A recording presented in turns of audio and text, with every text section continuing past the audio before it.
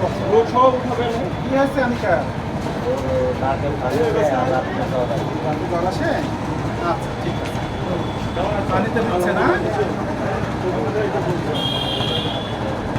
পানি কি ট্যাবলেট খেতে পারে না সিরাপ খাবে? সিরাপ খাবে? সিরাপ ট্যাবলেট খাবে? আচ্ছা ঠিক আছে।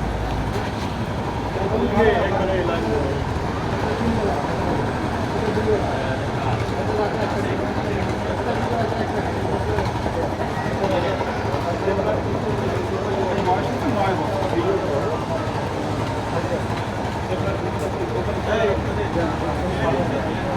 ভালো আছে তো বাবু, তো ভালো আছে। পাতলা পায়খানা হয়েছে না? আচ্ছা অ্যান্টিবায়োটিক দিয়ে দিচ্ছি আর ওর স্যালাইন দিব, বুঝছেন বাবা?